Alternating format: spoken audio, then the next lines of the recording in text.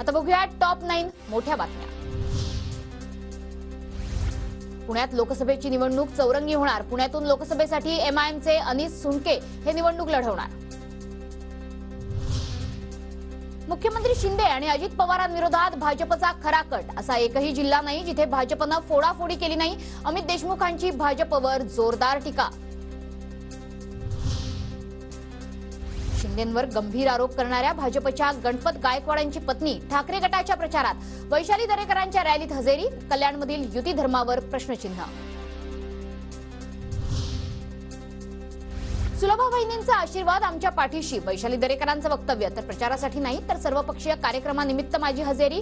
सुलभा गायकवाडांची प्रतिक्रिया।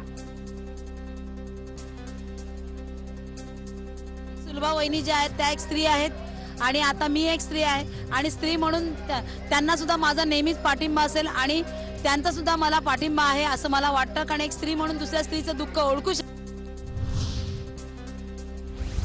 काही लोकांना सुजय विखे मान्य नसतील तर मोदींचं नाव सांगा। आमची सर्वांची नावं मान्य नसतील तर तुतारी वाजवून टाका। सुजय विखे पाटलांचं विधान। मोदींचं नाव सांगा।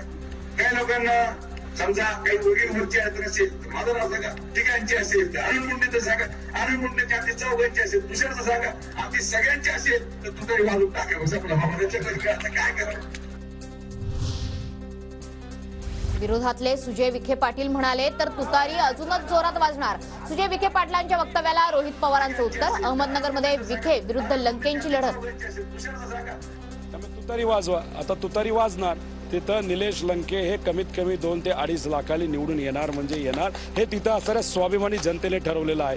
आता विरोधात असणारा खासदार सुजय विखेच जर असं म्हणत असतील तुतारी वाजवा तर अजून जोरात ती वाजणार आणि ती लीड कदाचित 3.5 लाखाला जाईल।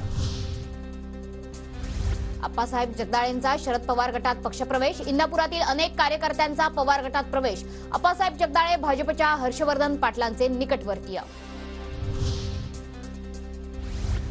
धाराशिवमध्ये शिंदे गटाचे माजी खासदार रवींद्र गायकवाड बंडाच्या तयारीत। गायकवाडांनी लोकसभेचे 4 उमेदवारी अर्ज खरेदी केले। अपक्ष उमेदवारी अर्ज भरणार असल्याची चर्चा।